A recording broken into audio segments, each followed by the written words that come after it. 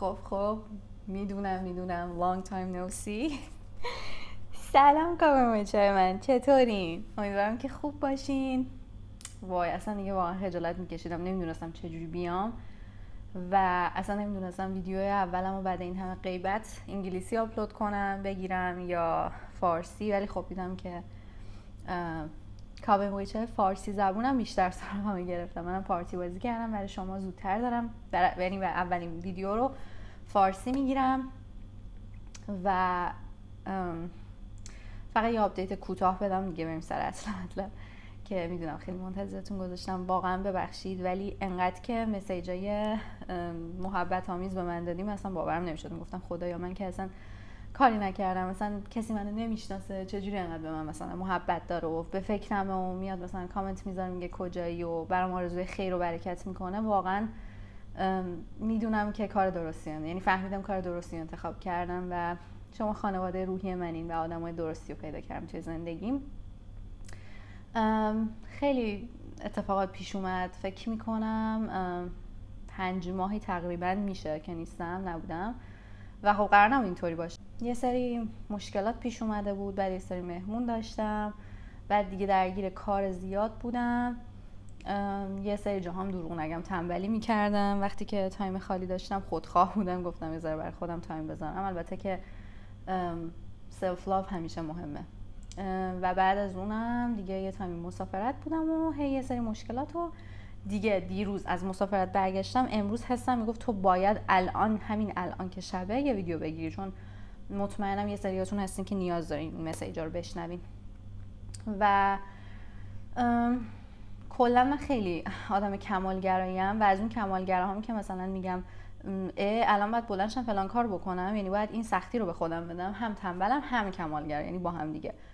اینجوری هم که خب پس ولش کن دیگه، نمیخواد انجام بدی. و الان دارم به خودم یه ذره آسون میگیرم، میگم که حالا هر جوری هم شد، مثلا من همیشه میگم ویدیوام نباید کوتاه باشه، حتی اگه مثلا یه چیز کوتاهی، مسیج کوتاهی باشه من طولش میدم، هی میگم بیشتر حرف بزن به خاطر اینکه فکر میکنم کامل نیست، ولی میخوام به خودم یه ذره آسون‌تر بگیرم که بیافتم رو غلطک و دوباره ویدیوها رو شروع کنم بیشتر گذاشتن که دیگه پیش هم باشیم دیگه. خب موضوع امروزمونم یه چیز خیلی ساده گذاشتم، چون من یکی از دلایلی که نمیدونستم چی بذارم، یعنی نمیتونستم ویدیو بذارم، این بود که خب چی بذارم الان، چه موضوعی بذارم. و این دو زبانه بودن ویدیوام با اینکه خیلی دوستش دارم، چون دو تا مخاطبینمو دوست دارم از هر دو گروه، ولی واسم خیلی سخته. اینطوری هم که خب یعنی دقیقاً اینجوری هم که خب مخاطبای خارجیم نمیتونن فارسی ببینن، مخاطبای ایرانیم هم فارسی زبونم هم در واقع نمیتونن انگلیسی رو بیشتر یاشون بفهمن. و حالا اگه شما اپی چیزی میشناسین که خودش میتونه اتوماتیک ویدیو رو دیتکت کنه، ببینه مثلا چی گفتم توش و حرفامو در بیاره، حتما بهم معرفی کنین، ممنون میشم. چون اگه شما بتونین ویدیو انگلیسی رو ببینین و اونا بتونن فارسی رو ببینن خیلی بهتره. خب امروز میخوایم ببینیم که اتفاقات خوبه، حالا نه فقط صرفا خوب، ولی احساس میکنم بیشترش مثبته. اتفاقات خوبه یک هفته آینده چی قراره باشه، چه اتفاقات خوبی قراره براتون بیفته، هم کاری، مالی، عشقی، احساسی. تم امروزم صورتی و توسی و این انتخاب کردم. پایل اول این براش ابروه، موژه و ابرو. پایل دو این گردنبند کندیه.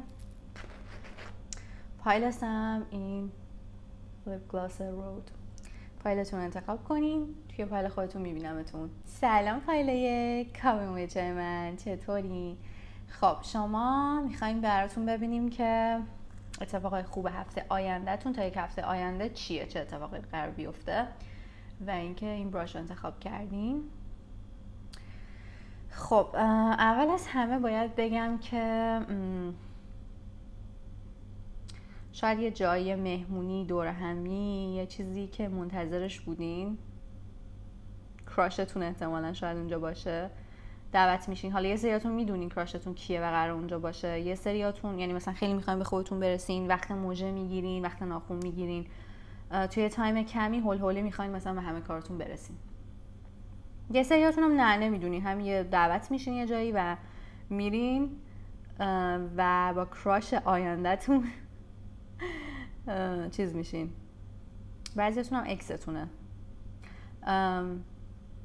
داشتم میگفتم با کراشتون آشنا میشین، یعنی یه کسی رو میبینین که ازش خوشتون میاد، حالا یا باش دوست میشین یا نه دیگه باید اونجا ببینیم. خب بذاریم با این دک بر زدنش یه ذره سخته. یه تم کلی ببینم برای ریدینگ امروزتون. برای پایل اول اسپریت لطفا به من بگو که تا هفته آینده چه اتفاق خوبی قراره برای پایل 1 بیفته. خب بذارمش یه گوشه ای. احساس میکنم این تایمی که من الان دارم این ویدیو رو میگیرم، حالا فرق نداره شما کی ببینین، دیروز فولمون بوده، فولمونه توت فرنگی. حالا شما هر موقع ببینین اولین ماه کاملی که یا گذشته یا قرار برسه براتون خیلی مهمه، یه روز مهمه. و اینکه میگم احساس میکنم قراره با یه فرد مهمی یا ملاقات داشته باشین، کسی که آردی میشناسین و براتون مهمه. شاید حالا صرفا احساسی نباشه، برای بعضی احساسیه، برای بعضی مثلا یه کسیه که ممکنه یه پیشنهاد کاری بهتون بده، ولی خب احساسی بیشتر میخوره باشه. با سالا بعد یا با یه کسی که میشناسین یا یه کسی که هنوز نمیدونین قراره کی باشه و میبینینش و مثلا براتون خیلی سیگنیفیکانت میشه، مهم میشه. قراره یه دیداری داشته باشین تا هفته آینده، حالا توی 7 روز آینده. و انگار تیکه گم شده پازلتونه و میدونین این چقدر نفسم میگیره، انگار مثلا همش میبینین اینجوری میشم، قبلش اینجوری نبودم. انگار مثلا برای یه کاری یا یک فردی خیلی دویدین و خسته شدین، اینجوری که وای نفس افتادم پس کی میرسم. بعضیاتون هم میخواین مثلا یه جا قبول بشین، حالا نمیدونم دانشگاه یا یه پذیرش از خارج، ویزا هرچی هست، انگار براتون اوکی میشه. اگه که ریچوال انجام میدین، کار ویچکرافت انجام میدین این ماه کامل، اگه کاری انجام دادین یا آرزویی کردین توی این ماه کامل براتون اتفاق میفته. و اگه قرار چند روز دیگه توی این هفته ماه کامل بیاد، وقتی که این ویدیو رو میبینین حتما انجام بدین، یا حالا اگه ریچوال هم انجام نمیدین دعا کنین، آرزو کنین زیر ماه کامل. احساس میکنم انگار که اون تیکه پازلتون کامل میشه. و مثلا بهتون نشون بدم، کارتون ملکه برفی رو دیده بودین وقتی بچه بودیم، شاید حالا یه سری کارتونش هم ندیده باشن، داستانش رو شنیده باشن. یه ملکه بدجنسیه که میاد، اگه درست یادم باشه یه آینه که حالا روش جادو و طلسم انجام داده رو میشکنه و میریزه رو سر کل مردم شهر با سورتمه، و این آینه تیکش دقیقا همین شکلیه، میره تو چشم اون شهروندا و باعث میشه که یخ بزنن، قلبشون تبدیل به یخ بشه، یه همچین چیزی. فکر میکنم که برای شما مثلا یه همچین چیزی پیش اومده، انگار که مثلا یه مدتی بوده که خودتون هم حس میکنین به هیچ کسی احساسی ندارین، هیچ ذوقی واسه زندگی ندارین و الان با دیدن این آدم یا حالا اون پیشنهاد کار یا قبولی هر چیزی که هست، قراره یه دفعه‌ای اون انگار اثرش از بین بره و یه دفعه‌ای مثلا که نه نمیدونم چرا الکی میگم، مثلا شاید یه تیکه کلامی دارین که همیشه میگین چیز بشه، خونسا بشه و یه دفعه‌ای مثلا دیدگاهتون به زندگی خوب بشه، اصلا عاشق بشین. حالا دیدین آدم مثلا عاشق میشه اول رابطه، یا حالا وقتی رو طرف کراش داره، خیلی حس و حال خوبی داره، اونجوری انگار مثلا دوباره نور زندگی بهتون برمیگرده، شوق زندگی بهتون برمیگرده. بریم ببینیم که اینو کجا بزن، همینجا بزن، اینجوری احساس میکنم. برای پایل 1 چه اتفاقات خوبی وایدشون افتاد قرار بیفته؟ یه چیزی قرار بیفته براتون. انگار یه چیز بد، نمیدونم، قطعا کسایی که حالا براشون یه اتفاق میفته یا افتاده، این براشون معنی میده. افتادن برام کلمه افتادن رو چنل میکنم. بعضیاتون میخواین یه جا رو تمیز کنین، حالا خونه تکونیه، نمیدونم اتاقتونه، خیلی خوب افتاده اگه خواستین این کار رو انجام بدیم. 2 تا کارت نه یه دونه است. خب بذار اینا رو بخونیم بعد زیر تکتونم تو آف پنکلز. خب اینا رو بخونیم بعد حالا کلریفایر هم براش میذارم. بذار این کارتاتون رو نگاه کنم.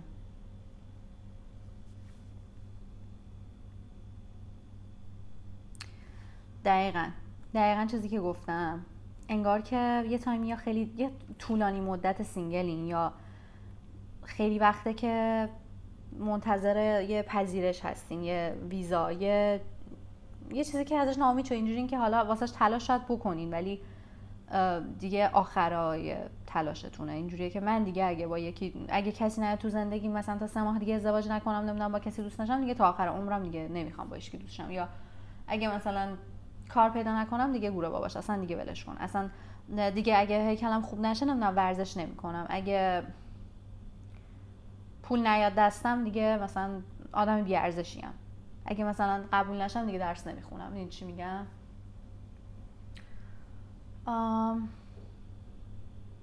و اینکه یه نفر قرار بهتون زنگ بزنه. موقعی که میخواستم کارتاتون رو بخونم گفتم یه لحظه پاز کنم ویدیو رو، مثلا یه ذره فوکس کنم، چنل کنم بدون که استرس اینو داشته باشم که طولانی نشه، گوشیم پر نشه و اینا، بعد مثلا دوباره روشن کنم بگیرم. بعد گفتم که نه ولش کن، بذار همینجوری این کار انجام بدم. یه نفر بهم زنگ زد و مجبور شدم که این کار بکنم. یعنی ببینین یه کاریه که شهودتون میگه که انجامش بده یا حالا انجامش نده، یه چیزیه که هی تو دلتون انگار شهودتون میگه این کار بکن یا نکن و شما اینجوری که نه ولش کن، بذار حالا مثلا این دفعه رو دیگه مثلا تنبلی نکنم، مثلا برخلاف میلم انجام بدم. ولی نه، اصلا درست نیست. همون چیزی که شهودتون بهتون میگه انجام بدین، در آخر همون میشه. و خیلیاتون خیلی وقت سینگل بودین دیگه، اینجوری که من نمیخوام اصلا با کسی دوست شم. و یه سریاتون یه دوست جدید پیدا میکنین که از طریق اون دوستتون حالا یه جا دعوت میشین و اینا، یا حالا دعوت هم نشین، از طریق دوستتون، حالا دوستتونه، برادر دوستتونه، چه میدونم، با یکی آشنا میشین. بعضیاتون کاملا واسهتون واضح افتاده که مهاجرت میکنین، یا میتونه مهاجرت هم نباشه، مثلا خونتون رو عوض میکنین، یه جای بزرگتر، جایی که اصلا فکرشو نمیکنی، حالا یا مهاجرته یا شاید بعضیاتون اصلا نمیخواین مهاجرت کنین، یه دفعه واسهتون پیش میاد.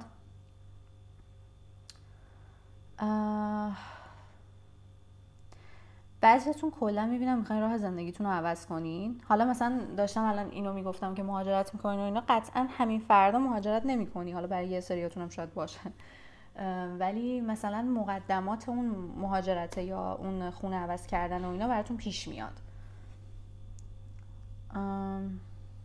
داشتم اینو میگفتم. خیلی پرش فکری دارین، فکر میکنم استرس و استراب دارین، هی میخواین همه چی رو به بهترین شکل انجام بدین.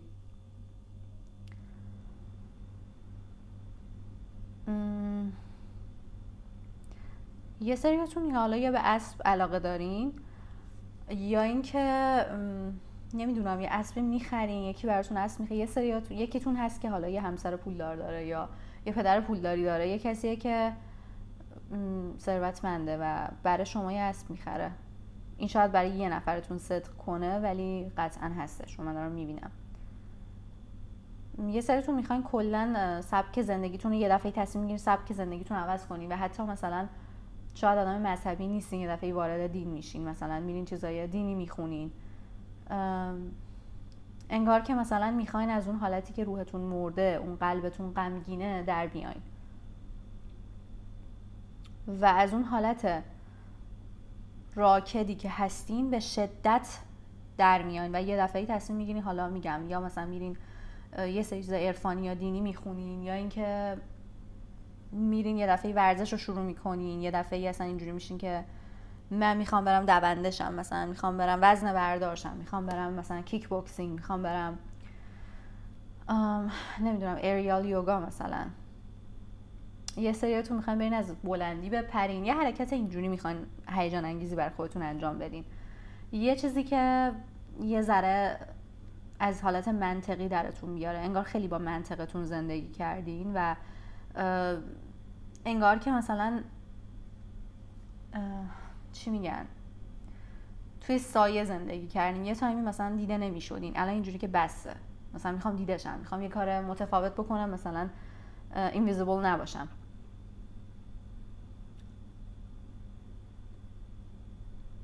آره بعضیاتون یه ثروت ناگهانی به دست میارین، حالا یا یه کسی براتون یه چیز با ارزشی میخره یا یه چیزی برنده میشین.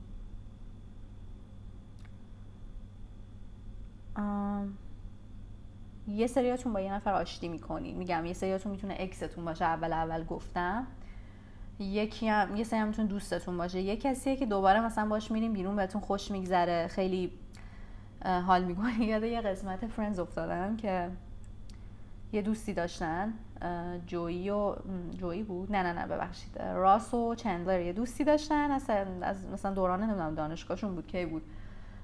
بعد یارو مثلا خیلی آدم فانی بود، بعد زنگ زده بود به اینا که آره من مثلا آخر هفته میخوام بیام و ببینمتون و اینا هم دیگه خلاصه دل تو دلشون نبود، اینجوری بودن وای نمیدونم کیک میخواد بیاد، مثلا یه همچین حالتی میشین، خیلی مثلا بهتون خوش میگذره. یه سریتون میخواین یه زبون جدید رو شروع کنین. اصلا قبل از اینکه این ریدینگ رو بگیرم همش انگار تو ذهنم این بود که یکی میخواد مثلا یه زبون جدید یاد بگیره، اصلا از عصری از ظهر توی ذهنم بود.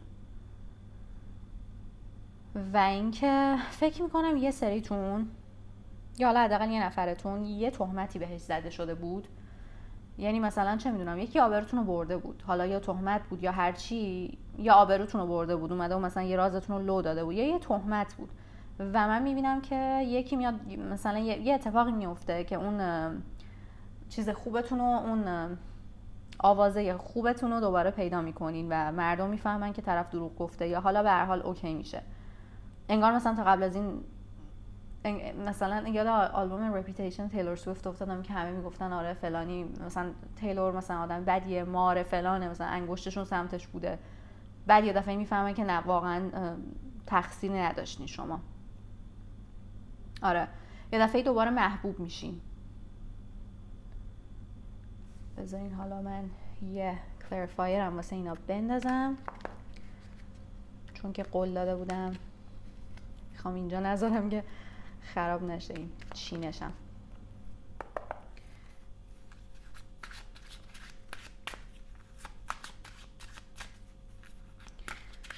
برای start برای 5 Pentacles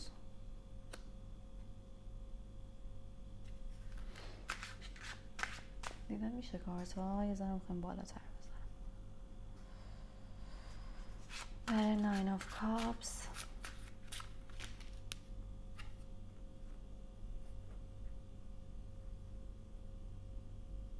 دریا میبینم، احساس میکنم یه سریاتون تا هفته دیگه مثلا حالا یه مسافرتی میرین لب دریا، یه تفریح لب دریایی دارین. خب back of the deckتونم High Priestess.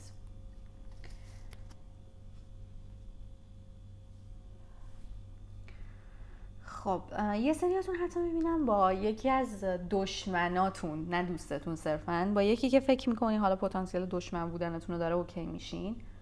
یعنی اینجوری این که اوکی حالا دشمن به اون صورت نه، ولی نمیدونم شاید با دشمنتون متحد میشی. یه چیزیه که با یه نفر آشتی میکنی که فکرشو نمیکنی، حالا یه دوستیه که خیلی وقت قهرین یا یه کسیه که دشمنتون بوده، یا مثلا آره اون چیزی که راجع به آبرو اینا گفتم، شاید یه کسیه که میفهمی نه واقعا طرف یه چیزی راجبش میفهمی که طرف مقصر نبوده، دشمنتون نبوده. میدونی چی میگم؟ مثلا یه دفعه ورق برمیگرده. این هفته خیلی قراره بالا پایین احساسی داشته باشین، خیلی قراره عین کسایی که تو دوران پی ام اسشونن رفتار کنین، اصلا هیچی واسهتون استیبل نباشه، هی بره بالا هی بره پایین و این خوبه. و قرار هم چون که همین یین و ینگ رو توی دسته این های پریستس دیدم و همین که هم کوین آف وانز افتاد هم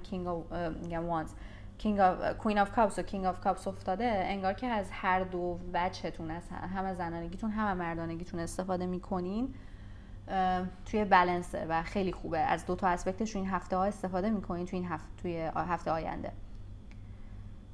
و اگه که دلتون برای یکی تنگ شده، میگم حالا یا تماس میگیره یا میتونه بیاد مثلا یه دفعه سورپرایزتون کنه.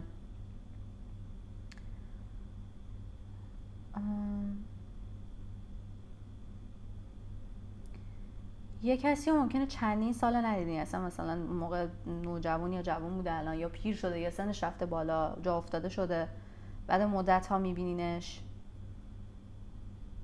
یه دفعه خیلی احساسی شده. یه بعضیاتون هم هست که یه آرزویه که مدت ها داشتین، حالا چه یه شغلی باشه، چه رفتن از مثلا کشورتون باشه، چه اوکی شدن با یه آدمی باشه، یه چیزیه که سال هاست درونتونه. نمیدونم چرا همش اون صحنه رفتن شادمهر از ایران که با ژینا خدافظی میکنه توی فرودگاه ویدیوش هست، همش یادمون میافتم. نمیدونم یه چیزی هست که یه چیز مشابه این اتفاق میفته، یا شاید براتون یه نشونه ای داره. در کل که میبینم اشکال نداره اگه مثلا گریه میکنی میخندی، یه دفعه به خودتون نگی وای مثلا من چرا اینجوری ام، مثلا تعادل ندارم. نه، این به خاطر الاینمنت های، اسپکت های، جایگیری های چیز هم هست، سیاره ها هم هستش. در کل که خیلی خوب بود و خیلی خوشحالم که برگشتم و شما اولین پایلی بودین که واسهتون نگاه کردم.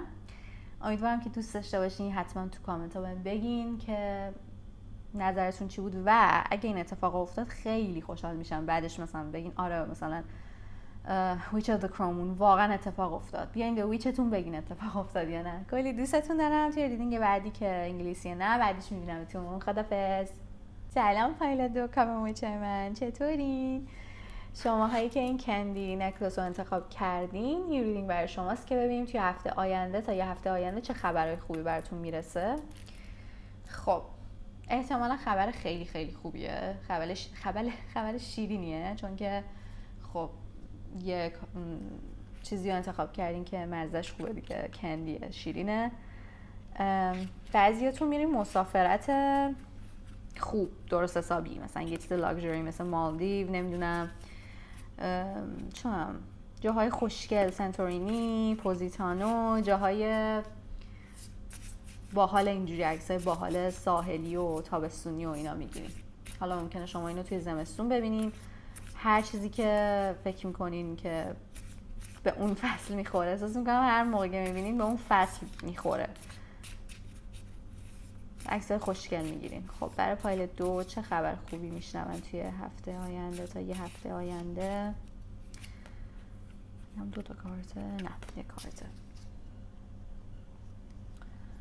خب اینو بذاریم یه گوشه ببینیمش.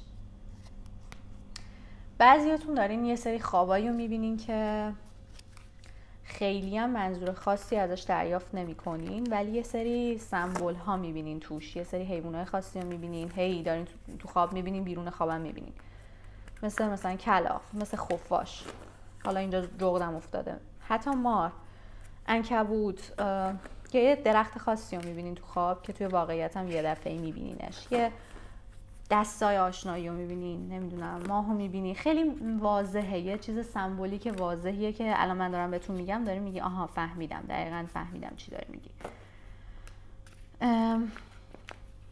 خوابتون براتون یه پیام خیلی مهم داره و اصلا احساس میکنم که این ریدینگ انگار مثلا متوجه خوابتون نشدین و این ریدینگ واسه اینه که بفهمین اون خوابتون داشته چی اون خوابتون داشته چی میگفته. شاید خیلی پیکی شدین، خیلی حساس شدین روی انتخاباتون، اینجورین که نه اینو نمیخوام، مثلا اونو میخوام، یه همچین حالتی. خب Queen of Wands،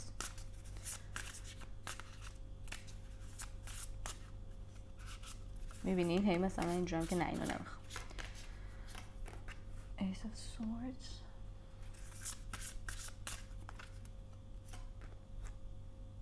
و یه کارت دیگه اسپیرت لطفاً برای پایلوت دو. اینا من زیر دک دیدم و الان افتاد. یه سریاتون حالا چه خودتون بدونین چه نه با لوسیفر در ارتباطین، نترسین. بک اف دکتونم 10 of Cups و داره کمکتون میکنه خیلی. و اولین باری که من لوسیفر رو دیدم توی خواب بود و خودش اومد که با هم صحبت کنه و من مثلا قبلا حالا با دیمنای دیگه ای این تاچ بودم، مثلا ارتباط گرفته بودم، اینجوری نبود که اولین دیمنی باشه که کلا به من رو آورد، ولی اولین بار خودش اینجوری که چرا نمیفهمیدم با ارتباط میگیرم اومد توی خوابم. و بعضیتون شاید یه تتو مثلا این شکلی ببینین، فرشته رو میبینین اینجا، یه مثلا حالت تتو فرشته طور دارین یا یه کسی اطرافتون هست که داره از این تتوها. یه سریتون یه کسی بهتون پیشنهاد مثلا یه چیزی داده، حالا شما یه جایی برین، یه مهمونی، یه مسافرت، و یه ذره به نظر میاد که آدم چجوری بگم مؤدب، بذاریم ما هم راحت باشیم، درسته به نظر فاک بوی میاد و شما اینجوری که برم نرم.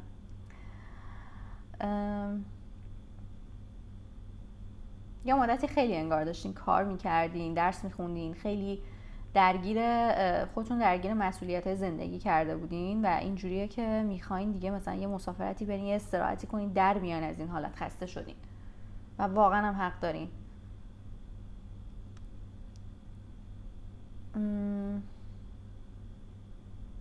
یه کسی هست که حسوده اطرافتون، حالا اگه خانومین یه خانومیه که بهتون حسودی میکنه، اگه آقایین یه آقایی کسی همجنس خودتونه، که خب لوسیفر داره شما رو در برابر اونا پروتکت میکنه و احتمالاً توی هفته آینده میفهمین این آدم کیه. یه کسی که توی لباس دوست خودش رو جا زده، یا شاید هم بهش شک بردین ولی دیگه مطمئن میشین. حالا میگم اینم خبر خوبی میتونه باشه دیگه، وقتی که دست سری آدم واسمون رو میشه. احساس میکنم یه سریاتون تو خوابتون حتی نشونه اومده واسهتون که آقا فلانی اینطوریه. من که میبینم خیلی بهتون گفتم که خبر شیرینیه، یادتونه اول ریدینگ. خب تن آف کاپسی که زیر دکتون افتاده بود داره میگه که خیلی قراره هفته آینده یه هفته کلی خبر خوب بشنوین و قراره بهتون خوش بگذره. شاید حتی میبینم با یه نفر میرین، یه گروهی میرین مسافرت که یه آدم حسودی که اونجا هست و شناسایی میکنین، یا مثلا نمیدونم با یه کسی دوست شدین، اکسش مثلا داره موش میدونه، میفهمین و شاید بگین که این چه خبر خوبیه. به نظر من هر موقع که بفهمین کی حسوده و بذارینش از زندگیتون کنار، بهترین اتفاق دنیاست، چون که یه آدم سمی از زندگیتون حذف کردین دیگه. بعضیاتون میخواین برین یه کار هنری بکنین، حالا نمیدونم میرین یه گالری، چیزی که خیلی بهتون خوش میگذره، کلی روحتون تازه میشه، نمیدونم یه کنسرت، یه چیز هنری.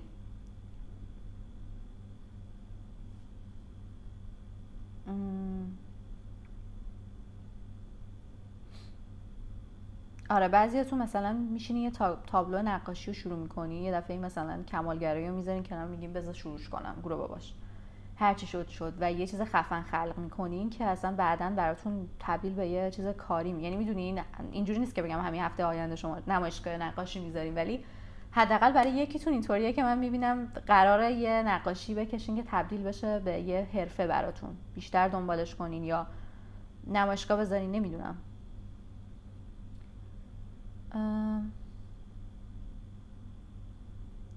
اگه از یکی خوشتون میاد ممکنه ازش پیشنهادی داشته باشین توی این هفته، یا اگه خودتون میخواین به کسی پیشنهاد بدین و اصلا مهم نیست که یه دختر باشین که دلتون میخواد به یه پسر حستون رو بگین، این کار بکنین. اگه از من میشنوین، اگه دوست دارین، حتی اگه نبشنوین اصلا اشکال نداره. اصلا اون ایگوی که میگه وای من نباید نبشنوم و فلان، یه موقع، نه اینکه بگم حالا همیشه، ولی اگه مثلا خیلی خوشتون میاد و فکر میکنین ممکنه از دستش بدین، چرا که نه؟ امتحانش مجانیه، به امتحانش میارزه و این کار بکنی. این هفته تایم خوبیه براتون. و عدد 12 و 3 نظر منو جلب کرد. بازم عدد اینجا میبینم ولی 12 و 3 خیلی بیشتر واسم بولده. و در بعضیاتونم بخوام باهاتون رو راست باشم، اولین رابطه زندگیتون پیش میاد. منظورم اولین رابطه چیزی نیست، مثلا ریلیشنشیپ نیست، کلا شاید هم با یه آدم اولین رابطه زندگیتون شاید برای بعضیا نباشه، با یه سری یه کسیه که اولین بار با این شخص قرار رابطه داشته باشین. رابطه منظورم چیزه خودتون متوجه شدین دیگه. بعضیاتون میرین درینک میزنین با دوستاتون، حالا با هر کسی میتونه باشه، اصلا شاید اون اتفاق بعد یه درینک زدن باشه. اگه که نمیخواین و دوست ندارین خب این انتخاب خودتونه، ولی یعنی اینجوری نیست که حتما قرار اتفاق بیفته، انتخاب خودتون هم دخیله. ولی مثلا اینجا نوشته واین و اینا، دیدم که بعضیاتون درینک میزنین. نمیدونم چرا سریال ومپایر دایریز یه دفعه اومد تو ذهنم، شاید براتون سیگنیفیکنته، براتون نشونه داره. بعضیاتون بین 2 نفر مثل الینا که دیمن و استفن دوستش داشتن، بین 2 نفر موندین. اینم میتونه باشه، همچین چیزی میبینم. و بذارین که کلیرفایرم بندازم براتون. نریزم.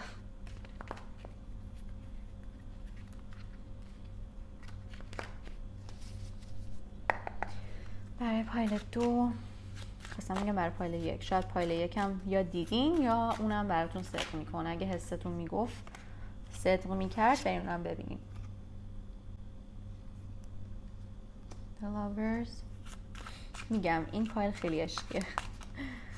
اینجوریه که شاید یه مثلث عشقیه که شما یکی رو دوست دارین که اون خیلی مثلا حالا بهتون محل نداده، ولی یکی هم شما رو دوست داره. Ten of Cups 2 بار افتاد. وای، اصلا امکان نداره شما این هفته دست به چیزی بزنین طلا نشه. این هفته خیلی واسه شما خوبه. نمیدونم یه سریاتون متولد تیرین، کانسر سانین، ولی میتونه مون و اسندنتتون هم یا حالا سیارهای دیگه مهمتون هم توی کانسر باشه. اونایی که حالا چارت تولدشون رو بلدن یه چیز مهم توی کانسر دارین.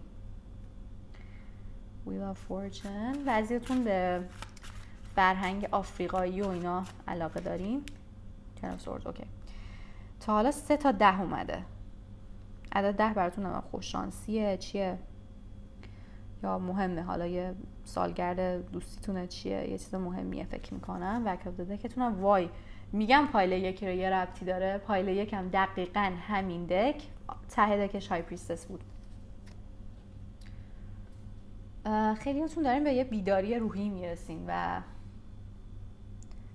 Ten of Swords هم فکر میکنم برای همین باشه.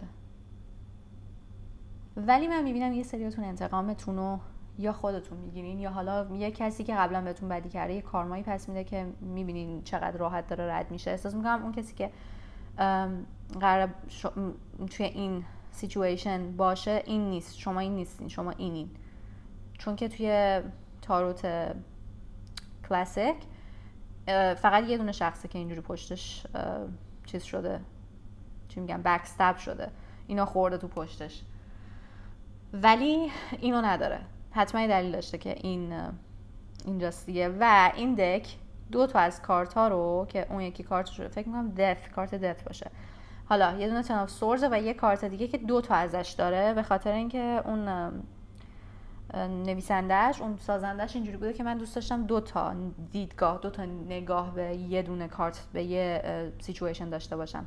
و این دقیقاً یه سیچویشن متفاوته. شما این فرده هستین که قبلا کسی اگه بهتون بدی کرد تو این هفته میبینین که کارمای کارشو پس داده یا خودتون انتقام میگیرین ازش. انتقامتون به موفقیت، به چی میگن، میشینه، اینجوری بگم.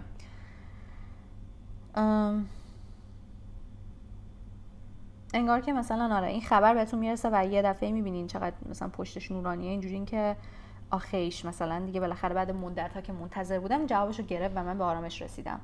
و این تقصیر شما نیست. مثلا اینجوری نباشین که وای نکنه مثلا من کارما بگیرم. این یه چیزیه که باید توی طبیعت اتفاق میافتاده برای هم شما، حالا اون بدی که در حقتون شده که یه سری درس‌ها رو بگیرین، همون شخص که اونم درس خودش رو بگیره. قطعاً اینجوری نیست که اون شخص هم حالا شیطان باشه. بالاخره هر کی برای اینکه درسش رو بگیره اومده به این دنیا و این کار دنیا بوده، کار خدا بوده. و دیگه حالا لاورز هم که اصلا نیاز به توضیح نداره. شما تو این هفته انگار که مثلا اون اتفاق خوب که میفته، اون خبری که میشنوین قرار شما رو به پارتنرتون نزدیکتر کنه، قرار خیلی همه چی الاین بشه، همه چی سر جای خودش قرار بگیره، توی بالانس باشه. میدونید چی میگم؟ خب عزیزای دلم این بود ریدینگتون. حتما به هم بگین که توی اینو گوش کردین، حالا نظرتون رو که میگین هیچی، حتما اگه تو این هفته یکی از این اتفاقات هم واسهتون افتاد تو کامنت ها بهم بگین. یعنی برگردین برام بنویسین. خیلی دوست دارم بدونم، واقعا خیلی خوشحال میشم. همین دیگه. توی ریدینگ بعدی که انگلیسیه نه، توی بعدیش میبینمتون. خدافظ. فایل 3 بچه من سلام، چطورین؟ امیدوارم که کلی خوب باشین.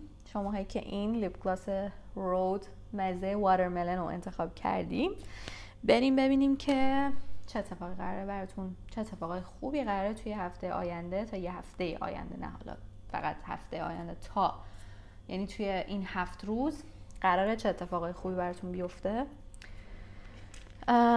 یه چیزی که اگه گم کرده باشین ممکنه پیدا کنین، یا یه چیز خرابی، حالا ماشینتون خراب شده، یه دستگاه مهمتون، یه چیزتون خراب شده و بردین که درستش کنن و درست میشه و خیلی خوشحال میشین. این سر صداها رو ببخشید که شاید میشنوین از بیرون میاد.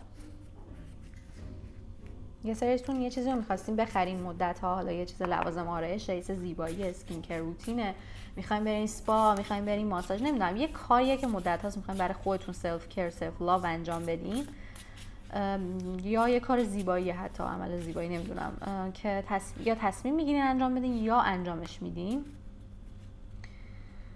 و خیلی براتون خوبه دیگه. خب این منو یاد انیمه The Boy and the Heron اسمش چیه؟ پسرک و مرغ ماهی خار فکر میکنم. اگه ندیدین بریم ببینین، یه پیام مهمی براتون داره. حالا دیگه ببخشید اگه سپویلش میکنم، اگه نمیخواین سپویل شه یه 10 ثانیه تقریبا بزنین جلو. داستان یه پسر است که حالا نه مثلا داستان رو چجوری بگم هول شدم گفتم 10 ثانیه وقت دارین بزنین جلو، میترسم که بیشتر 10 ثانیه طول بکشه. anyway یه سری اولا که شمع میبینم براتون، شمع روشن کردن باعث میشه که حتما انجام بدین، انرژی منفی ازتون دور بشه. و برای برآورده شدن دعاتون هم شمع روشن کنین و آرزو کنید. برای شما عنصر آتیش خیلی خوب کار میکنه. شاید اصلا متولد ماهای فروردین، مرداد، آذر باشین که متولد عنصر آتیشه. پسر، حال داشتم داستانش رو میگفتم، پسر توی یه سری اتفاقات وارد دنیای فکر میکنم اگه اشتباه نکنم مرگ بود دیگه، چون بگم دنیای زیرین، دنیای مرگ میشه و حالا خودشو که خودتون بریم ببینین سپویل نمیکنم، ولی آخرش میره یه جایی که یه پیرمرده است، یه کسیه که حالا وایز، دانای اون دنیای زیرینه، که اصلا اونه که اون دنیا رو سر پا نگه میداره و یه سری چیز میز روی هم چیده، یه سری اشکاله از هندسیه که اصلا به هم ربطی نداره. مثلا چه میدونم اینجا یه دونه مثلثه، اینجا یه دونه یعنی چیزها، یه چیز حجمه، یه حجم مثلثی، یه دونه مثلا دایره است، اصلا به زور رو هم واسطادن، ولی خب همشون یه بالانسی رو دارن. و از پسری میخواد که اون بیاد جایگزین چی میگن، جانشینش بشه، که اینا دیگه میگه که مثلا من خسته شدم میخوام برم دیگه، تایم من تموم شده و تو باید بیای این اشکال رو هم بچینی که این دنیا رو هم سرپا بمونه. یه حتما ببینینش، حتما ببینینش، یه چیز خیلی بزرگی واسهتون داره، یه نشونه، یه درسی قرار ازش بگیرین. و اینکه شاید توی یه رابطه‌ای هستین یا حالا توی خانواده‌تون که اون کسی که همیشه از خودگذشتگی کرده یا هر چی در صورت زحمت کشیده، اون کسی که عنصر مهم اون رابطه است شمایین و شما همه چی رو بالانس نگه می‌دارین. یه همچه حالتایی می‌بینم. حالا بذارین کارتونم بندازیم ببینیم که داستان از چه قراره. مش می‌ترسم طولانی شه، امیدوارم که حافظم پر نشه. برای پایل اوکی من اینو نمیخوام چون که حواسم پرت بود، اگه که مال شما باشه دوباره میگم. برای پایل 3 چه اتفاقات خوبی تا هفته آینده برشون میفته. یه سریاتون میبینم که عهده‌دار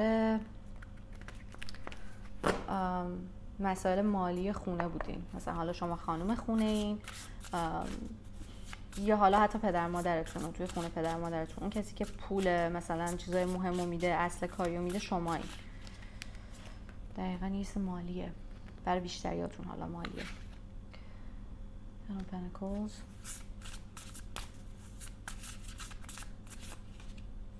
Strength.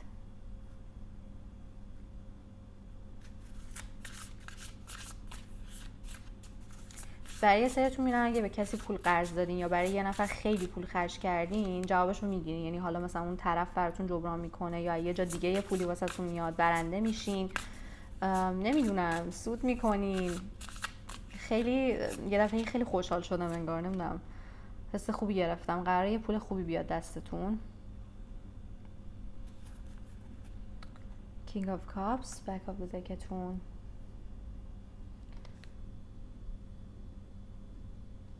خب بذارید من یه ذره کارتاتون نگاه کنم، وایب کنم باهاشون.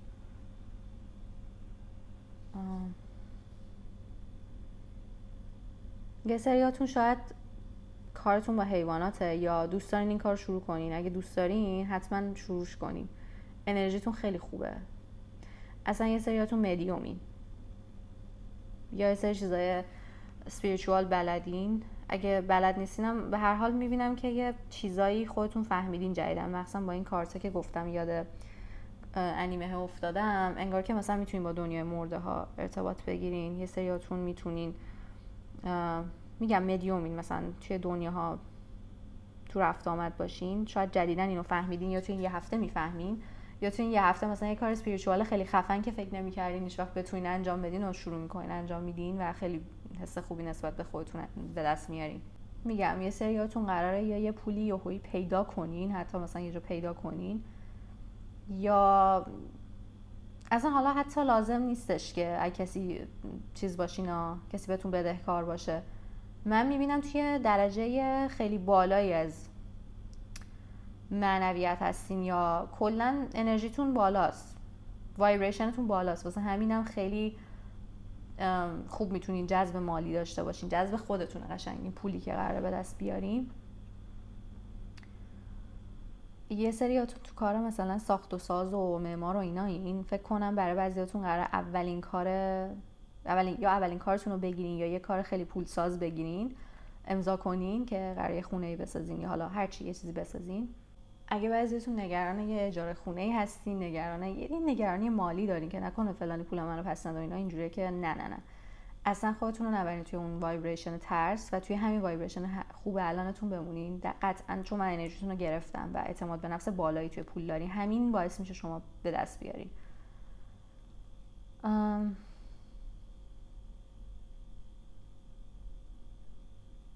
دقیقاً همونقدر که قدرت ساختن دارین قدرت خراب کردن دارین. پس ببینین داره بهتون هشدار میده، خیلی تاکید میکنه که حستون رو خوب نگه دارین، توی حالت ترس، دفاع کردن و گارد گرفتن و دعوا و انتقام گرفتن نرین. فعلا همینی که دارین رو باشین و اونجوریه که به دست میارین. این یه جورایی داره میگه که ببین دست خودته، یعنی برای هممون دست خودمونه ها، ولی در کنار اون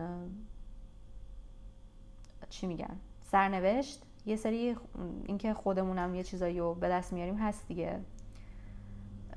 در کنار اون جبر داره میگه که ببین تو شانست این هفته خوبه، قراره خوب چیزایی به دست بیاری، ولی اگه خودت اعصابتو خودتو خورد کنی و اینا باعث میشه که به دست نیاری یا کمتر به دست بیاری. پس حواست باشه. داره خیلی اینو واضح میگه. و یه اتفاق بدی که خدای نکرده قراره براتون بیفته این هفته از سرتون میگذره. قشنگ واضح افتاده که پروتکت میشین.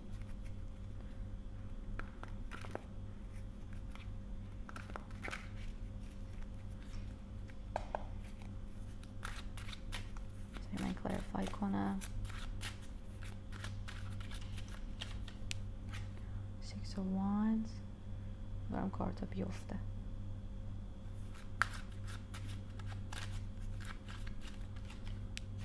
آخه لاورز توی پایل قبلی هم افتاد. نمیدونم اگه که حس میکنین اون پایل هم بهتون میخوره میتونین نگاش کنین. تا خودتون رو مجبور نکنین، زور نکنین ها. اگه که حس میکردین مثلا اون پایل هم دوست دارین نگاه کنین. فکر میکنم این تو پایل یک افتاد. دو تا پایل قبلی شاید به دردتون میخوره. دوبار عدد 5 تکرار شد.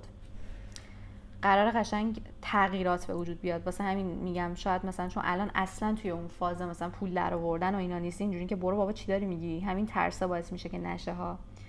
حواستون باشه.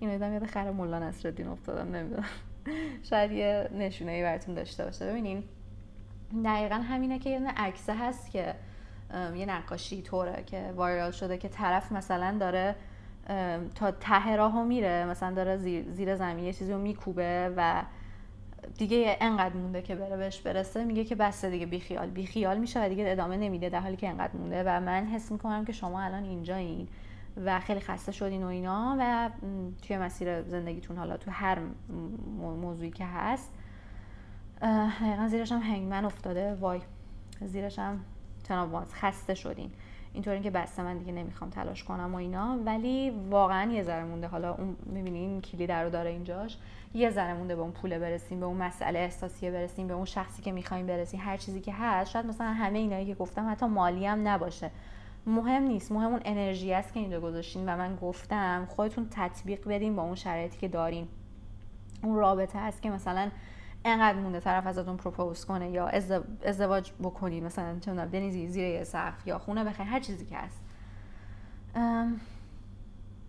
خیلی آدم اسپریچوالی هستین و خیلی قدرت جذب بالایی دارین و واسه همینم حتی اگه منفی هم فکر کنی، خب قدرت جذب بالا فقط مثبت که نیست، میتونه خرابش بکنه. و اگه که با پارتنرتون مثلا به یه مشکلی خوردین، میگه که آقا فکر نکن که دنیا به آخر رسیده، مثلا الان بشین به چیزای مثبت فکر کن، به چیزای خوبش فکر کن، به این فکر کن که love assumption love attraction now love assumption داره میگه که آقا تو فکر کن که فلان چیز هست، نمیخواد حتی مطمئن باشیم، یعنی اینجوری باشه که مثلا ببین love assumption، حالا من خیلی ساده توضیح بدم، قانون جذب اینجوریه که میگه خب من فکر میکنم که قراره این چیز به دست بیارم و این چیزو به دست آوردم، ولی love assumption قبلش گفتم assumption love attraction اونجوریه. love assumption اینطوریه که میگه تو انگار کن که این اتفاق افتاده، یعنی اینجوری باشه که اوکی تو مطمئنی حتی که کاری به این نداشته باش که الان توی چه سیچویشنی هستی، مطمئنی که آقا طرف اصلا تو خوشش نمیاد، بر فرضا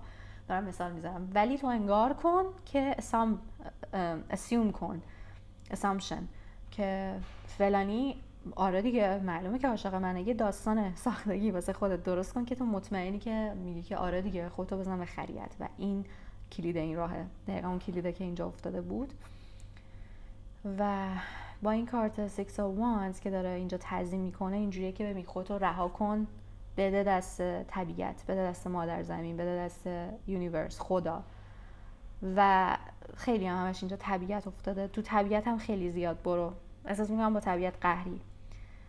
مثلا من خودم پارسال یادتونه توی یکی از البته شما اون موقع فکر کنم نمیدونم ریدینگ فارسی میذاشتم یا نه، فکر میکنم تازه شروع کرده بودم، دستم سوخته بود، اگه اون ویدیو رو دیده باشین. اون ویدیوم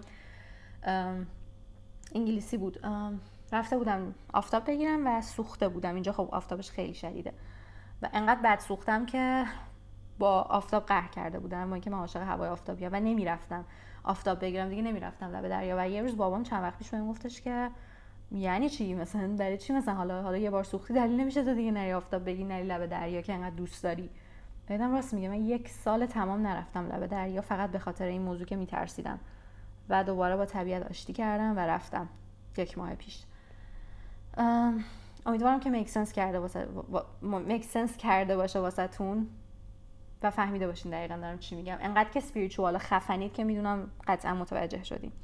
حتما تو این 1 هفته که گذشت بیاین بهم بگین داستان چی بوده، خیلی کنجکاوم که بدونم. کلی دوستتون دارم. تو ریدینگ بعدی که انگلیسیه نه، تو ریدینگ بعدیش میبینمتون. خدافظ.